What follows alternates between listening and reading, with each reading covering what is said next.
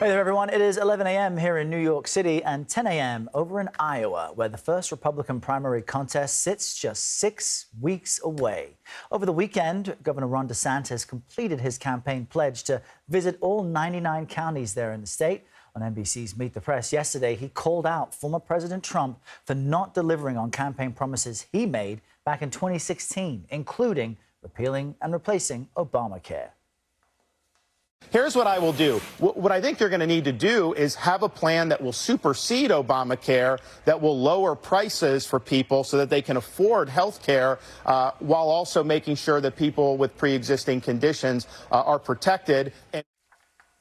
All right, for more on this, I want to bring in CBS News campaign reporter Taurean Small from our D.C. bureau. You've been doing great coverage in the field. It's great to have you now inside in a climate-controlled environment. What does DeSantis mean when he says supersede here with this pledge to replace Obamacare with something better? Yeah, so Errol, what's interesting is, especially out on the trail, we've heard DeSantis be pretty forthcoming about his policy proposals or executive actions that he would take if he were elected president. When it comes to Obamacare, when it comes to health care in general, he's being pretty close to the chest about what his plan will actually be. My colleague Aaron Navarro reached out to his team after he made those comments, and they said more details will come out in the spring. But I'll tell you, just following him on the trail, I don't see too many Republican voters who are necessarily interested in hearing much more on that. They've been more so consistent and being receptive to what he's been saying about the border, what he's been saying about immigration. So again, we'll have to wait and see. The springtime is when they're signaling we'll hear more on it. But right now, as of now, there doesn't appear to be a plan that they're at least willing to share. And Governor DeSantis is facing some real headwinds. You have the Koch brothers getting behind former Ambassador Nikki Haley. You have the main super PAC supporting DeSantis seeing resignations. Talk to us about that and the real challenges he faces here. Yeah, that internal turmoil within the Never Back Down super PAC, the main pro-DeSantis super PAC that we've seen in this cycle, has a lot to do with disagreements between how they're handling his campaigning versus his internal team. And we've seen quite a few resignations happen since then. But I will say the DeSantis camp has said that they're not looking at that as necessarily a negative sign or indication of negative things to come ahead for DeSantis's bid, but they are looking at cleaning up and potentially working or getting their two messagings together. Attack ads seems to be the center of that cause of confusion and ultimate turmoil. But again, Never Back Down has had such a significant impact on his campaigning. They've organized quite a few tours, and that's been a part of the reason why he's been able to get to 99 counties, or the full Grassley as he's been touting. And this is it, right? I mean, this is the make or break month for any candidate not named Donald Trump. So what impact is all of this having on the Iowa caucuses for the other campaigns?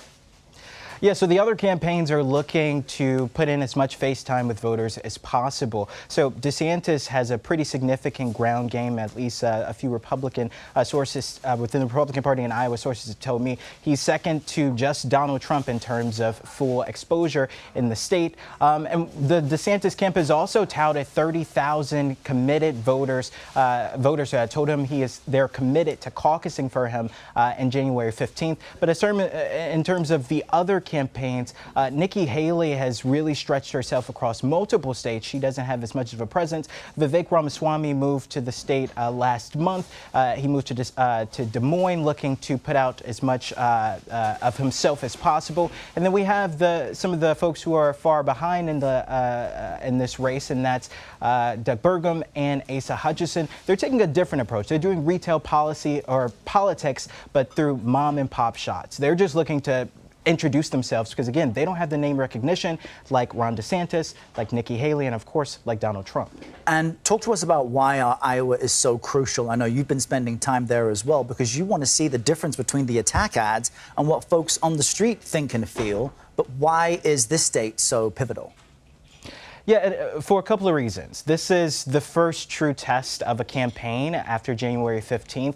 if a candidate can perform well. And, quite frankly, Donald Trump is polling first place, far in the lead first place in a lot of states, including Iowa. So if they can finish second, that's enough assurance to potential donors to give them the momentum to keep going in this race. But Iowa is also very significant because it's an interesting state. Voters there are quite engaged, and they don't necessarily fall in line with the party nationwide. A lot of those voters are looking for candidates to show face and could be persuaded to vote for someone who may not be the front runner. Yeah, they want candidates to show them why they've earned their vote. What were voters telling you?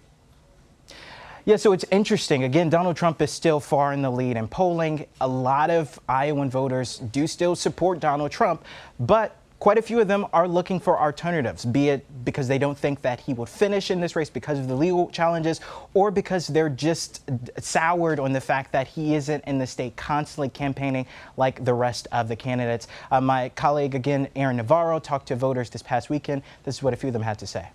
The fact that he's just blowing it off is kind of absurd, and I think that's a big reason as to why I'm probably not going to be in support of him in the caucus. He's acting like he's above everyone else. He's not. So he needs to campaign like everyone else does.